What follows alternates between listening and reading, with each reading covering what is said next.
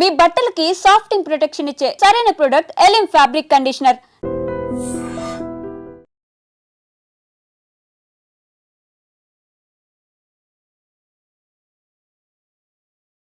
Kubera cinema దీని success అంటే ఇలాంటి కథలు ఇంకొన్ని చెప్పవచ్చు అనే కాన్ఫిడెన్స్ కలిగించింది. ఆల్టర్నేట్ సినిమా పాటలు, 2 ఫైట్లు, పంచలేలాలు కాకుండా ఒక కథకి సినిమాలో ఉన్న ఆ కొత్తదనం కానీ మీరు చెప్పాలనుకున్న ఎమోషన్ కానీ జనాల కనెక్ట్ అయినా ఈ స్థాయి ఎక్స్పెక్ట్ చేశారు, ఈ స్థాయి రిజల్ట్ వస్తుంది. అండ్ ఇంకోటి ఓటీటీలో ఈ మధ్య బేసిక్గా చాలా అవేర్నెస్, ప్రతిదీ రియల్ లొకేషన్ షూట్ చేశారన్నారు కదా, అంటే ఆ స్లమ్ ఏరియాలు కానీ బాంబేలో కానీ. మేమంతా ఒకరికొకరు అనుకుని ఇప్పుడు బాంబేలో ఇప్పుడు హాజేలి అంటే హాజేలి అది జస్ట్ 3 గంటలు అనగానే వస్తుంది. ఎందుకంటే ఎమోషన్ తగ్గుతుందా, లేకపోతే ఒక క్యారెక్టర్కి అన్యాయం చేసినట్టు అవుతాం. ఇది ఇది ఇది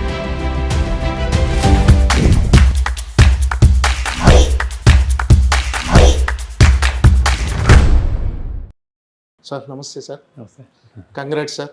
థ్యాంక్ యూ. అందరూ అనుకున్నట్టుగానే కుబేర మంచి బ్లాక్ బస్టర్ అయింది. ఇప్పుడు ఏం సార్ అంత రిలాక్స్గా ఉన్నారా? అంటే ఇన్ని రోజులు హరిబరి, పోస్ట్ ప్రొడక్షన్, నిద్రలేని రాత్రులు ఇవన్నీ అంటే గడిపారు కదా, ఇప్పుడు రిలాక్స్ అయినట్టేనా? కొంచెం మైండ్ అయితే కొంచెం రిలాక్స్ అవుతుంది మెల్లగా, ఇప్పుడిప్పుడే సింక్ ఇన్ అవుతుంది. సో ఒకేసారి పెద్ద ఎంత పనులు ఫుల్ హడావిడిలో ఒకసారి సడన్గా ఒక సైలెన్స్ ఉంటుంది. సైలెన్స్లో అది సినిమా బాగా ఆడుతుంది కాబట్టి I'm really happy. So relief వస్తుంది ఫస్ట్, అంటే అంత. సో అలాంటి ఫేజ్లో ఉన్నాను. సో అండ్ ఆల్సో ఇది ఇది ఇది నాకు కూడా చాలా పెద్ద, అంటే పెద్ద క్యాన్వాస్, పెద్ద స్టార్స్, పెద్ద సినిమా, పెద్ద బడ్జెట్ అన్నీ ఎక్కువ, అంటే పాన్ ఇండియా ఇవన్నీ చేశాం కదా. సో కొన్ని లర్నింగ్స్ ఉంటాయి అన్నీ. సో రిలీవ్డ్గా ఉంది ఫస్ట్. సో అవి వెళ్ళిందని. ఓకే, మొక్కులు కూడా చెల్లించినట్టున్నారు తిరుపతికి వెళ్ళి వచ్చేసి. నేను అక్కడ షూట్ చేసినప్పుడు అనుకున్నాను వెళ్తానని. సో ఇమీడియట్గా అయితే మళ్ళీ వద్దామని అనుకున్నాను తిరుపతికి. నేను హిట్లు బాగా వస్తుంది గురించి అడగాను. జనరల్ నేను బాగా, అంటే బాగా జరిగిపోతే అంతా వస్తాను మళ్ళీ తప్పకుండా. ఆ సినిమాలో మిశ్రా గారు అనుకున్నట్టుగా మీరు అవునవును, వజ్రాల కిరీటం. ఏంటి సార్ అది ఒక, అంటే ప్రజెంట్ కొంతమంది మీద ఏమైనా సెటైర్ అనుకోవచ్చా దాన్ని? అంటే కొంతమంది ధనవంతులు చాలామంది చేసేవన్నీ చేస్తూనే దేవుడి అంటే ఇంకా అది ఇంకా అంటే సెటైర్ ఏం కాదు, అందరికి తెలిసిన విషయం వేస్తే. అంటే విలన్లు ఇప్పుడు మన పాత విలన్లు కూడా మన పాత సినిమాల నుంచి అలానే ఉంటారు, వాళ్ళు భక్తులు ఉంటారు, ఇలా ఎక్స్ప్రెస్ చేయలేవు. అంటే వేరే అంటే జస్ట్ కొత్త టేక్ అని కూడా అన్నాను. బేసిక్గా అలాంటి క్యారెక్టరైజేషన్స్ మనకు ఇప్పుడు ముత్యాల మొగ్గ నుంచి రావుగోపాలరావు వస్తున్నాడు, ఆయన అంటే కూతురు ఒకలా, వేరే వాళ్ళు ఒకలా, అంతే కదా బేసిక్. అంటే ఇప్పుడు అంటే మనం డబ్బు సంపాదించడము, మన ఫ్యామిలీని చూసుకోవడము, ఆ బాధ్యతలు చూసుకుంటూనే వేరే వాళ్ళకి ఏమైనా ప్రపంచం ఏమైనా, వేరే వాళ్ళకి ఏమైనా, అంటే అసలు యాక్చువల్లీ పట్టనట్టు కూడా వాళ్ళకి తెలియదేమో. అంటే ఏమి ఇది నడుస్తుంది. అందుకే దేవుడి దగ్గరికి చెప్పుకోగలుగుతాం మనం. అంటే నాకు మంచి చేయని చెప్పుకోగలుగుతాం. అంటే 1000 మందికి చెడు చేసినా కానీ నాకు మంచి చేయని చెప్పుకునే ఒకటి ఉంటుంది కదా విషయం. అంతే. ఇంకా అది యాక్చువల్లీ ప్రతి మనిషిలో ఉంటుంది అనుకోండి. ఒకరికి అతను కొంచెం ఎక్కువ ఉంటుంది. అంటే మనం డైరెక్ట్గా అతను ఇంతమంది చనిపోయినా ఓకే అనుకున్నాడు, అంటే అది కూడా కొడుకు మీద ప్రేమ అతను. అంటే ఈ స్థాయి అప్లాజ్ కానీ, ఈ స్థాయి స్పందన కానీ, అంటే ఇంత అప్లాజ్ రావటం మీరు ముందు ఎక్స్పెక్ట్ చేశారా, లేకపోతే లేదు ఒక మంచి సినిమాగా ఉంటుంది అనుకున్నారా? ఈ స్థాయి ఎక్స్పెక్ట్ చేశారా ఈ స్థాయి రిజల్ట్ వస్తుందని? అంటే ఓవరాల్గా ఒకటే టాక్. అదే అంటే ఈ స్థాయిని నేను ఏ సినిమాకి ఈ స్థాయి అని ఎప్పుడు అనుకోనండి. బేసిక్గా జనరల్గా కొన్ని అంటే బాగా అంటే మంచి సినిమా తీస్తున్నాము, కొత్తగా తీస్తున్నాము, అందరికి నచ్చుతుంది, స్పెషల్గా ఉంటుంది. అండ్ ఇంకోటి ఓటీటీలో ఈ మధ్య బేసిక్గా చాలా అవేర్నెస్ పెరిగిందేమో అని ఎక్కడో నాకు ఒక కాన్ఫిడెన్స్ అదొకటి ఉంది బేసిక్. అంటే ఎక్కడో మనం ఫిల్మ్ మేకర్స్గా మనం వెనకబడతామని ఆడియన్స్ కొంచెం ముందుంటారు ఎక్కువ. సో ఆ నమ్మకం ఉంది. అంటే ఈ మధ్య బాగా చూస్తున్నారు. అండ్ ఎనీథింగ్ ఒక్క రిపీట్ కానీ, ఒక్క రొటీన్ ఉంటే ఒక్క షో కాదు, హాఫ్ షో కూడా పడట్లేదు. ఇంటర్వ్యూ నుంచే అంతే, ఇంకా అసలు వెళ్ళిపోతున్నారు. సో ఇలాంటివన్నీ ఏమనిపించిందంటే దే ఆర్ ప్రాబబ్లీ వెయిటింగ్. ఒక ఎక్కడో ఆడియన్స్ అందరూ వేరే చూసేసి ఓటీటీలో వాళ్ళ మనసు కానీ, మైండ్ కానీ, వాళ్ళ టేస్ట్ కానీ వెళ్ళిపోయినాయి ముందుకి. మనం ఎక్కడైనా వెనకబడుతున్నాము అన్నది ఒక కాన్ఫిడెన్స్ ఉండేది. సో ఇది కొత్త టేక్, కొత్తగా చెప్తున్నాము, అన్నీ కొత్తగా ఉన్నాయి, నా నుంచి కొత్తగా. అండ్ ఆల్సో కథగా ఇది ఒక పెద్ద క్యాన్వాస్ సినిమా, ఇవన్నీ కాన్ఫిడెన్స్ నాకు. ఇవన్నిటి వలన చాలా అందరూ బాగా ఆదరిస్తారు అనుకున్నాను. కానీ ఈ రేంజ్ అనేది నేను ఎప్పుడు అంటే ఎంత రేంజ్ అనేది మనం ఎప్పుడు చెప్పలేము యాక్చువల్. అంటే అది సమ్టైమ్స్ డిపెండ్స్ ఆన్ సీజన్లు, వేరే సినిమాలు, టైము, ఎగ్జాము, ఇవన్నీ ఏవో అన్నీ ఉంటాయి. సో ఒక కరెక్ట్గా రిసీవ్ చేసుకోవడం. సో దాని మీద తప్ప నాకైతే కాన్ఫిడెన్స్ ఉంది. అంటే మీరు అన్నట్టుగా ఓటీటీ ప్లాట్ఫామ్ వచ్చిన తర్వాత జనాల్లో అంటే వరల్డ్ లెవెల్లో అన్ని సినిమాలు చూస్తున్నారు, భాషా పరిమితులు అంతా లేవు సార్. ఏ లాంగ్వేజ్ సినిమా అయినా చూస్తున్నారు, సబ్ టైటిల్స్ అర్థం చేసుకుంటున్నారు. సో వాళ్ళ మైండ్ సెట్ కూడా మారిపోయింది. రియలిస్టిక్ అప్రోచ్ సినిమాలు, ఒక హ్యూమన్ ఎమోషన్ సినిమాలు డెఫినెట్గా ఇష్టపడుతున్నారు.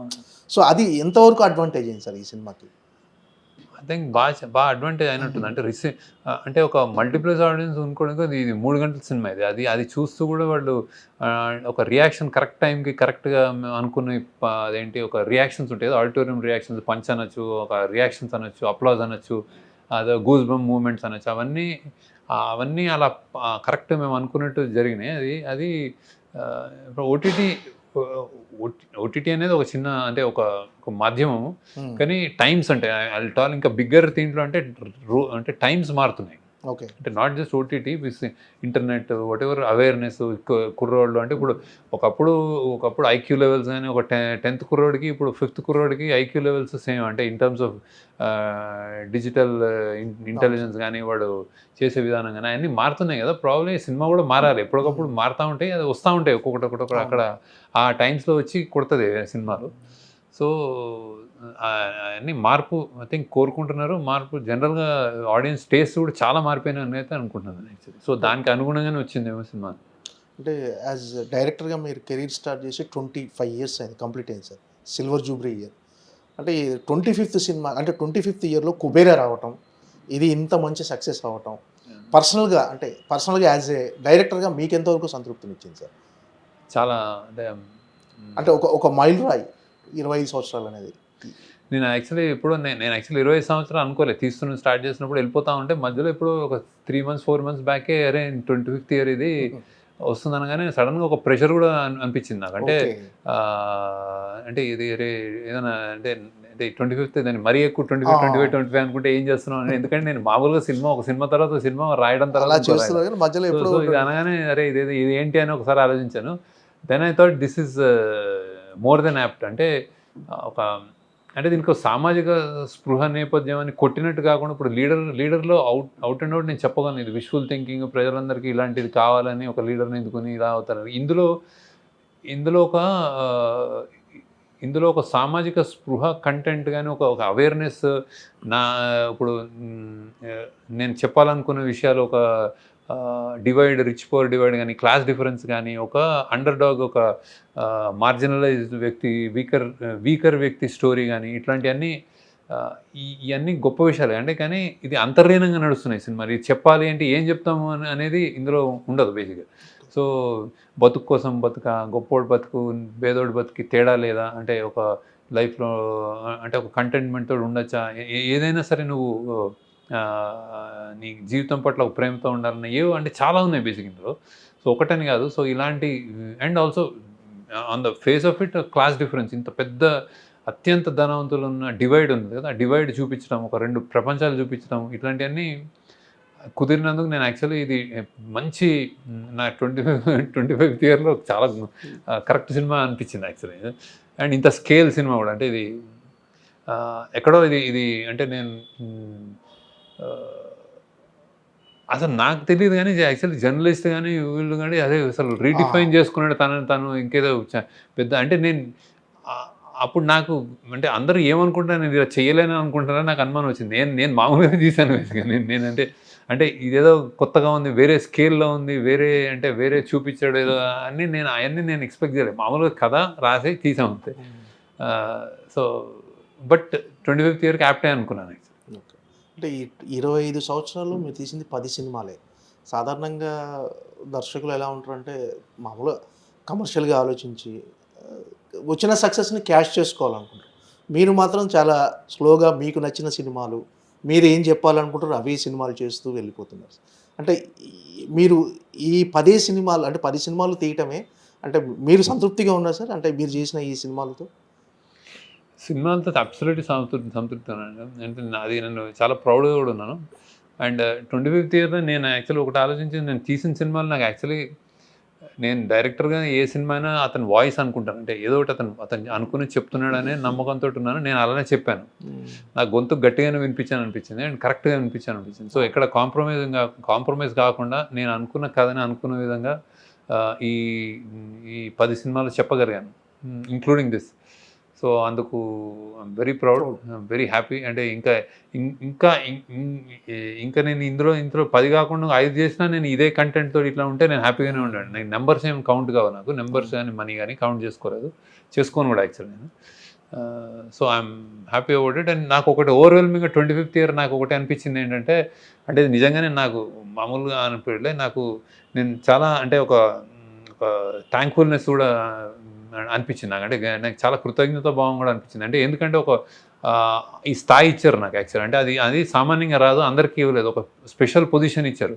ఆ స్పెషల్ పొజిషన్లో కష్టాలు కూడా ఉన్నాయి. అరే నువ్వు ఏమైనా నువ్వు కొంచెం స్లిప్ అయినా, నువ్వు కొంచెం తేడా చేసినా, నువ్వు కొంచెం వేరేగా సినిమా తీసినా అసలు ఒక షో కూడా చూడరు. నాకు అదొక నిలబెట్టారు.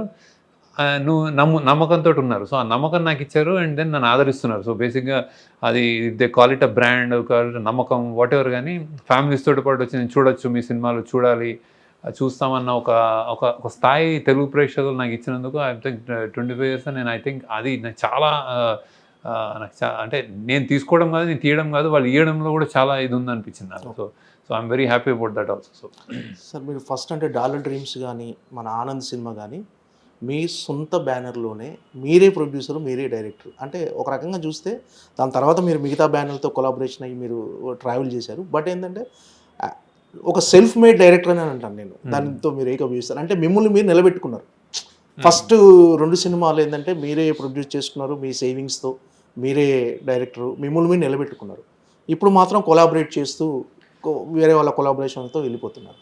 ఈ సెల్ఫ్ మేడ్ డైరెక్టర్ అంటే మిమ్మల్ని మీరు ఒప్పుకుంటారా?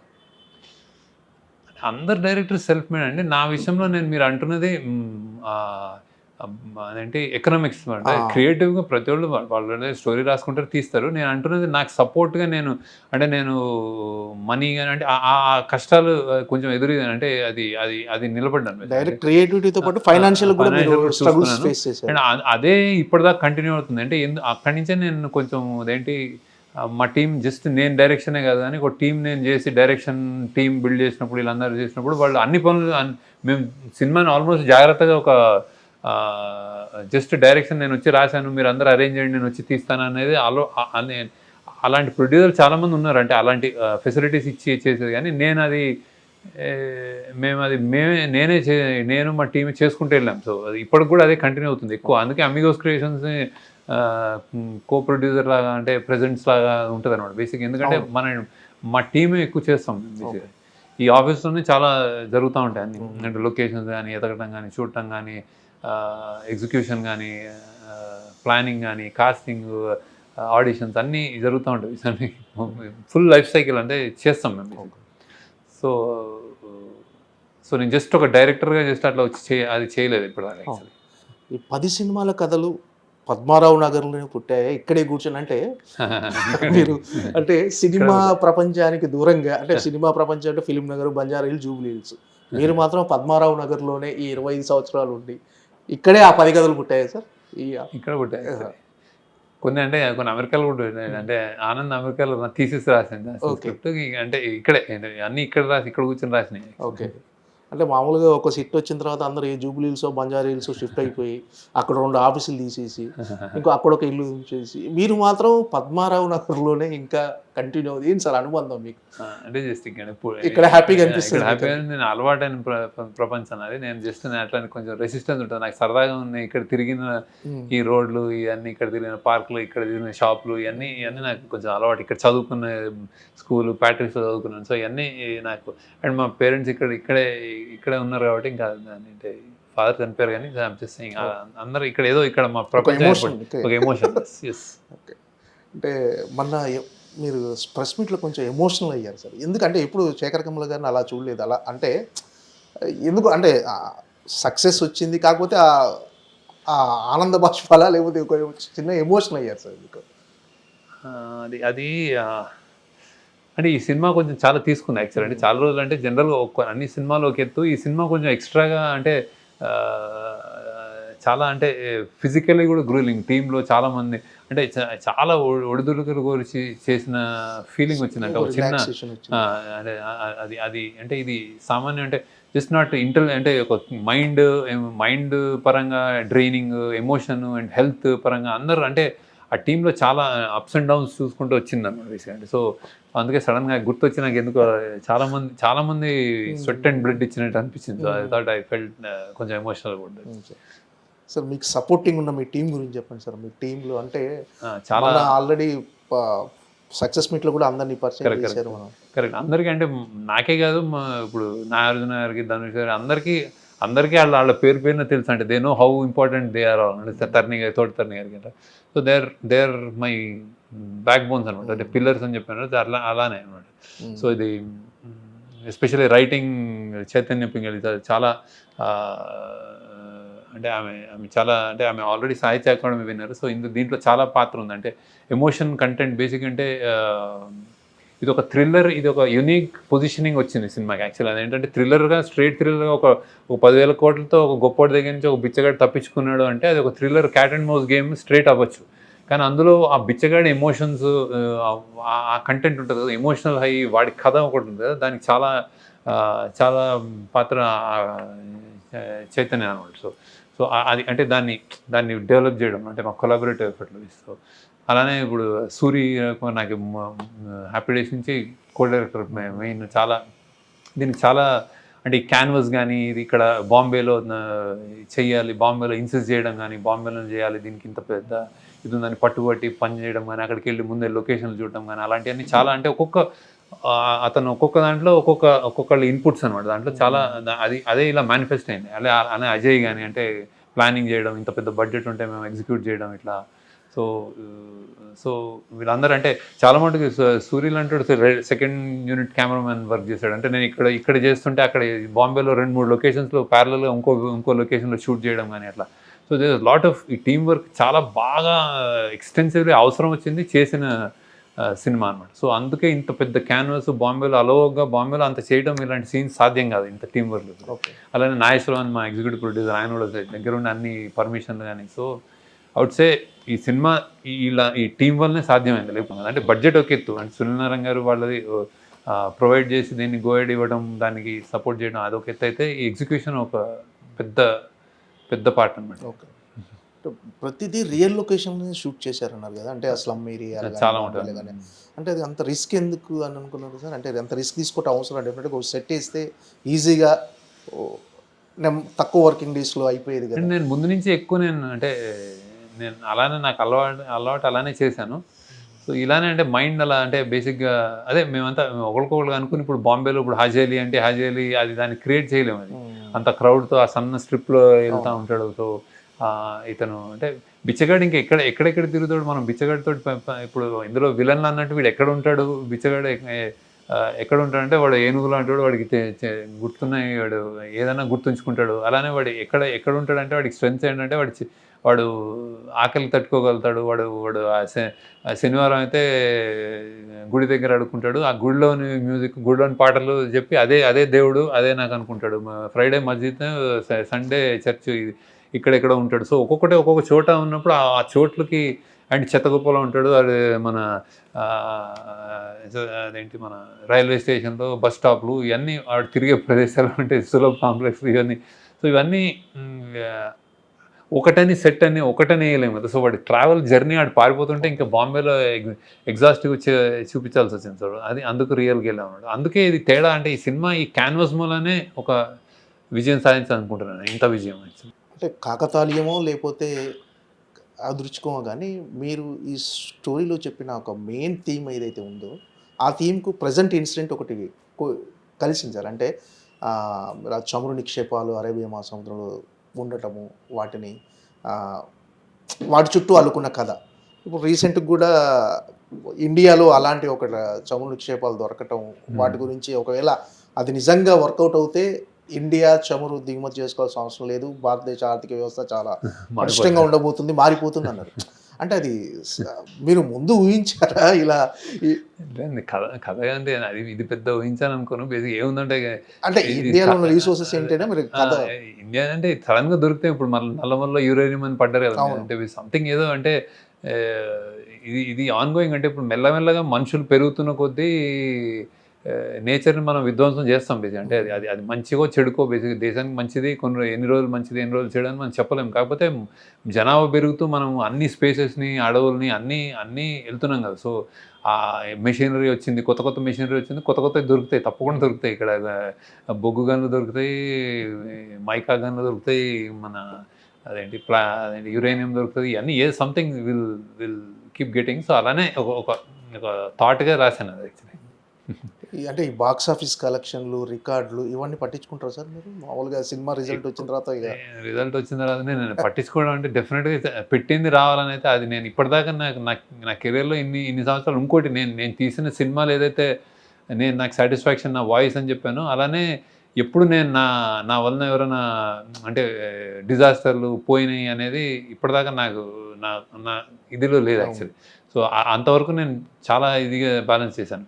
ఒక అనామిక ప్రాబ్లీ ఏది ఉంది కానీ అది కూడా మల్టిపుల్ లాంగ్వేజెస్లో రీమేక్ ఇది కాబట్టి వర్కౌట్ అయిపోయింది అది కూడా యాక్చువల్లీ. కాకపోతే అసలు థియేటర్స్ ఎవరు రాలేదు, అంటే అది ఉందని కూడా తెలియదు యాక్చువల్లీ వచ్చినప్పుడు. కానీ ఓటీటీ ప్లాట్ఫామ్లో అది జస్ట్ అంటే ప్రొడ్యూసర్ అది మల్టీనేషనల్ కంపెనీ కాబట్టి వాళ్ళకి కొన్ని సో అది వర్కౌట్ అయింది. సో నా గర్వంగానే చెప్తానంటే బేసిక్గా నేను తీసిన సినిమాల్లో ఎప్పుడు ఏది ఫైనాన్షియల్లీ ఏది తేడా చేయలేదు యాక్చువల్లీ. సో అది నేను చూసుకుంటా బేసిక్ ఇది కూడా. So I'm happy about that first. తర్వాత రేంజ్ ఏంటి ఎంత డబ్బులు వస్తున్నాయి అనేది next actually. We definitely happy. Blockbuster అయ్యి బాగా డబ్బులు వస్తే హ్యాపీ. రిలీజ్ బిఫోర్ ఏమన్నా ఉండేనా సార్? అంటే కొంతమంది స్లో అని, కొంతమంది ఆ లెంత్ కొంచెం ఎక్కువైందని ఒక చిన్న కంప్లైంట్ ఉండే కదా. అది మీ మదర్ చూసి కూడా ఇంకొక పావు గంట ఉంటే బాగుంటుందా మీతో అనిపించింది. అంటే అది ఒక 1% పీపుల్ ఎవరికైనా అనిపించి ఉండొచ్చు, కానీ ఇలాంటి డిస్కషన్ బిఫోర్ రిలీజ్ ఏమైనా వచ్చింది? అంటే అసలు జస్ట్ 3 గంటలు అనగానే వస్తుంది. ఎందుకంటే మన మల్టీప్లెక్సెస్లో 2.5 hours 2 hours 15 minutes అయితే నెంబర్ ఆఫ్ షోస్ కూడా పెరుగుతాయి. సో ఎప్పుడు చిన్న సినిమా హ్యాపీ, చిన్న సినిమా డెఫినెట్గా హ్యాపీ గుడ్. అండ్ నేను ఎవరైనా యంగ్స్టర్స్ కూడా చిన్న సినిమాలు తీయనని చెప్తాను, అంటే లెంత్ పెట్టద్దు అని చెప్తాను.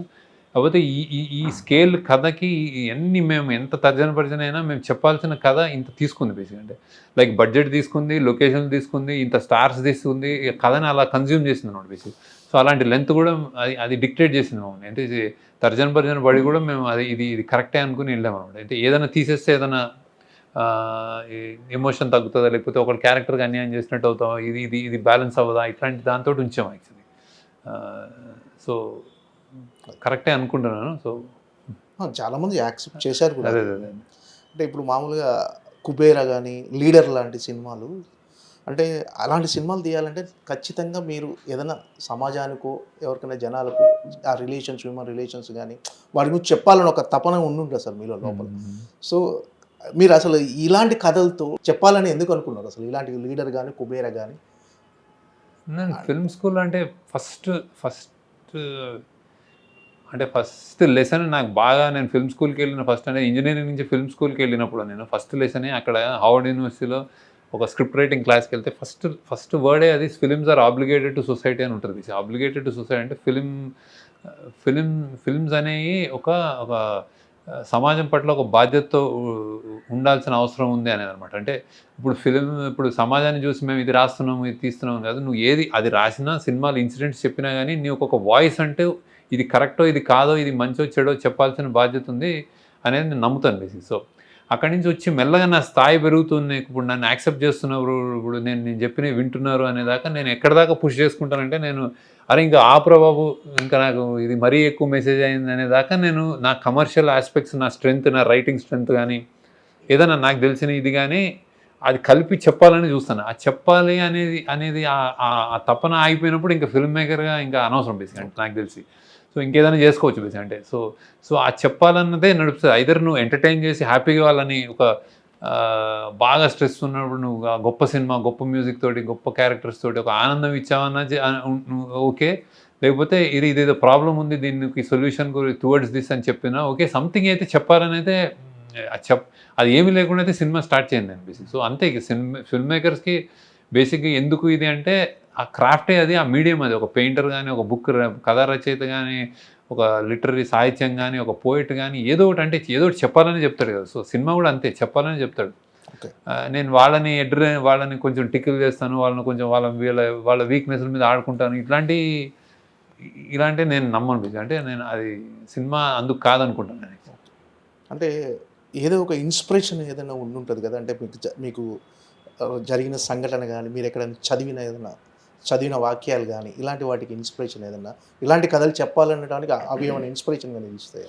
అంటే మీరు కూడా అంటే మిగతా దర్శకులతో పోలిస్తే శేఖర్ కమల్ గారిది సపరేట్, అంటే ఎక్కువ పబ్లిసిటీ కోరుకోరు, అసలు వార్తల్లో మీరు ఉండరు, అసలు మినిమం సోషల్ మీడియా కూడా మీరు వాడరు. మీ ఫోన్ ఎవరో ఫోన్ చేస్తే తప్ప అప్పటికి అసలు చాలా దూరంగా ఉంటారు మీరు. ఒక రకంగా సమాజంలో జరుగుతున్న వాటికి కూడా మీరు స్పందిస్తారు, కానీ ఆ విషయాలు మీడియాకు కూడా తెలియవు. అంటే రీసెంట్గా మీరు ఎవరికో దాచుకున్న డబ్బులు, ఒక 3 లక్షలు పెళ్ళికి దాచుకున్న డబ్బులు ఆ ఫైర్ యాక్సిడెంట్లో ఏదో కాలిపోతే వెళ్ళి ఆ డబ్బులు ఇచ్చారని కూడా తెలిసింది. ప్లస్ కరోనా టైంలో మీరు గాంధీ హాస్పిటల్కి మీరు చేసిన, అంటే వాళ్ళు ఫ్లకార్డ్స్ పట్టుకొని థ్యాంక్ యూ శేఖర్ గారు అని చెప్పేవారు కూడా ఎవరికి తెలియదు. అంటే మీరు చెప్పరు, కానీ కొన్ని బయటికి ఆటోమేటిక్గా తెలిసిపోతాయి. బట్ ఏంటంటే ఆ ఇన్స్పిరేషన్ అనేది మీ సినిమా భావజాలంలో కూడా అన్నీ కనిపిస్తుంటాయి సార్. అంటే అది కావాల్సుకున్నట్టు ఏం కాదు. బేసిక్ ఒక్కొక్క వ్యక్తిత్వం, అంటే ఒక్కొక్కరు మనుషులు, అంటే ఇప్పుడు ఇది చేస్తేనే మంచి, చేయకపోతే అని కాదు. ఎవరి లైఫ్ వాళ్ళు లీడ్ చేస్తున్నారు. బేసిక్గా నేను అదే నమ్ముతాను. బేసిక్గా అంటే యువర్ కమ్ హియర్, అంటే నువ్వు ఏదో పర్పస్కి వస్తారు. వచ్చినప్పుడు ఇంజనీరింగ్ చేసే ఒక కుర్రోడు, నేను ఒక సిబిఐటీలో చదువుకుని అలర్జీలో తిరిగేవాడిని. సడన్గా నాకు సినిమాలో ఇంట్రెస్ట్ వచ్చింది అంటే ఎవరు ఎక్కడి నుంచి తగిలింది అంటే మా పేరెంట్స్ ప్రాబ్లీ అమ్మ నాన్నల పెంపకంలో ఎక్కడో ఏదో మా అక్కలో ఏదో సంథింగ్ ఏదో ఇన్స్పైర్ అయి ఉంటాను, ఏదో చూసుంటాను. మా ఇంటి పక్కన వాళ్ళు చేసిన ఎక్కడో విన్న మ్యూజిక్ ఏదో లైక్ ఫస్ట్ టైం నేను చిరంజీవి గారిని చూసినప్పుడు అరే నేను క్రేజీగా ఉండేవాడిని, అదే ఈయన డైరెక్ట్ చేయాలన్న ఒక ఇన్స్పిరేషన్ ఏదో పట్టుకుని సినిమాలకు వెళ్ళాను. అక్కడి నుంచి ఈ క్రాఫ్ట్ అనేది వచ్చిన తర్వాత నేను బాగా చెప్పగలుగుతున్నాను, యాక్సెప్ట్ చేస్తున్నారు అన్న తర్వాత ఏం చెప్పాలి, ఏం చేయాలని ఒక గివింగ్ బ్యాక్ అనేది ఉంటుంది. అంటే ఏదో చేయాలి, చేసి వెళ్ళిపోవాలనిపిస్తుంది. బేసిక్గా ఉన్నా లేకపోయినా యూ హ్యావ్ మీ మార్క్ ఉంటుంది కదా. సో ఇవన్నీ అంతే బేసిక్. అంటే పెద్ద ఎజెండాతో కాదు, ఎవరన్నా వచ్చి నాకు అనిపిస్తుంది. అలా అని నేను అందరికీ చేయలేను, నా దగ్గర సత్తా కూడా లేదు, అంత డబ్బులు కూడా లేవు నా దగ్గర. ఏదో అనిపిస్తే ఆ రోజు చూసినప్పుడు ఎందుకో డబ్బులు కాలిపోవడం అంటే అది అసలు ఒక పేదోడికి, అంటే లైక్ ఇలాంటివే నాకు మన పంటలు కూడా ఒక రైతు ఏదైనా వానలు కూడా వెళ్ళిపోతుంటే అసలు హృదయ విదారకంగా ఉంటుంది. అంటే ఒక 6 నెలలు ఇది అని చేసి సో అన్నిటి, కానీ ఎంతమంది రైతులు నేను చేయలేను బేసిక్. కానీ ఇదేదో ఏదో డిఫరెంట్గా అనిపించింది. అంటే రేపు వెళ్ళిన పెళ్లి నేను దాచుకున్నాను, పెళ్లి చేద్దామని, కానీ మంటలో డబ్బులు కాలిపోయినట్టే ఎవరు తెచ్చిస్తారు, ఏం తెచ్చిస్తారు అనిపించింది. సరైన రియాక్షన్స్ అంతే. సంథింగ్ ఇంకోళ్ళు వేరే డైరెక్టర్ వేరే విధంగా వేరే దొరికితే ఎవరో చదువు అంటే హార్ట్ పేషెంట్స్ చదివిద్దామని ఏవో చేస్తూ ఉంటారు కదా. Everybody does anything. సో అంత అదేం నేను గొప్ప అనుకోవాలి, నా ఉన్నంతలో నాకు అనిపించిన దాంట్లో చేస్తూ ఉంటాను. అంటే ఈ దేవా క్యారెక్టర్కి ధనుష్ గారిని చేసిన తర్వాత సినిమా రిలీజ్ అయింది, సక్సెస్ అయిన తర్వాత చాలామంది అంటే సోషల్ మీడియాలో ఏం ట్రోల్స్ మొదలు పెట్టారంటే, ఈ సినిమా శేఖర్ కమల్ గారు తెలుగులో ఏ హీరోకి చెప్పినా చేసేవాడు కాదు, వాళ్ళు క్యారెక్టర్ చేయలేరు అని. అంటే అసలు మీరు ఏ హీరోని అప్రోచ్ అవ్వలేదు. డెఫినెట్గా ఈ సినిమా కేవలం దేవా క్యారెక్టర్ మీరు ధనుష్ గారికే చెప్పారు. కానీ ఇదో రకమైన ట్రోల్స్ స్టార్ట్ అయ్యాయి సార్ సోషల్ మీడియాలో. సార్ అసలు మీరు ఏ హీరోకి చెప్పలేదు కదా సార్ తెలుగులో? అలా అసలు చెప్పలేదు, అది ధనుష్కే చెప్పాను. ఎందుకో ధనుష్ కనిపించాడు అట్లా. సో ఐ థాట్ చెప్పాను. ఇక్కడ ఎవరు చెప్పలేదు. చెప్పినా అంటే మన ఎవరికి వాళ్ళు యాక్టింగ్లో బేసిక్గా ధనుష్ ఎక్స్ట్రాడినరీగా పర్ఫామ్ చేశాడు. ఆ పర్ఫార్మెన్స్కి ఇప్పుడు నేషనల్ అవార్డు వస్తుంది అనుకుంటే అది నేనేం వేరే వాళ్ళు బ్యాడ్గా చేశాను అన్నట్లే ఏం లేదు. అది దీనికి నేను అంతగా ఓవర్వెల్మ్ అయిపోయి నాకు అలా నచ్చింది కాబట్టి అనిపిస్తుంది.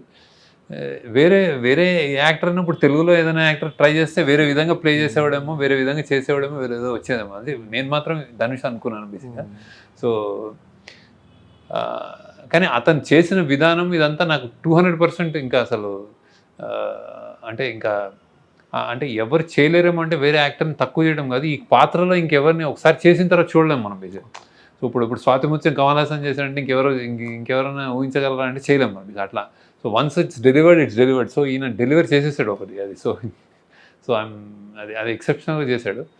సో ఆ ట్రోల్స్ అన్ని ఈ మధ్య ట్రోల్స్కి నాకంటే అసలు అంటే నిజంగా మనుషులకి మనం బతుకుతున్న విధానానికి ఆ ట్రోల్స్కి ఎవడో చేసిన కామెంట్స్కి అసలు సంబంధం ఉంటలేదు నిజంగా. అది నేను యాక్చువల్లీ అసలు చూడను అసలు. ఎప్పుడు ఎవరో గట్టిగా చెప్తే అదృష్టవంతులు మీరు. నేను కమెంట్లు చదవను, ట్రోల్స్ చాలా అదృష్టవంతులు. నేను అసలు స్పెండ్ చేయను దాని మీద.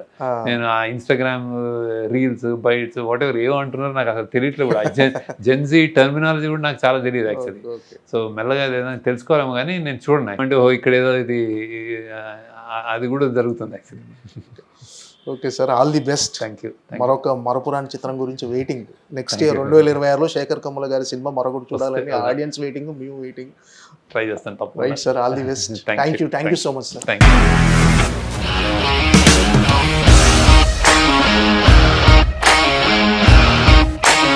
ఇండస్ట్రీలో కమిట్మెంట్ ఇష్యూస్ వస్తే నీకు కూడా వచ్చినట్టు? మార్నింగ్ తీసుకెళ్ళాడంటే కొట్టి పడేస్తాడు.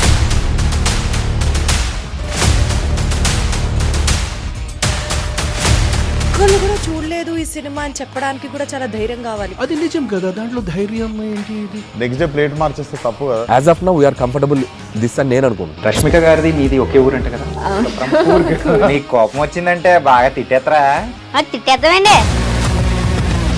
నిజంగా గేమ్ ని ఎలా చేంజ్ చేయగలిగారు? ఏపీఎస్ఎఫ్సి వాళ్ళకి 6 నెలల్లో నేను 6 లక్షలు కట్టా. బిజినెస్ చేయాలనుకుంటే it is as difficult as riding a tiger.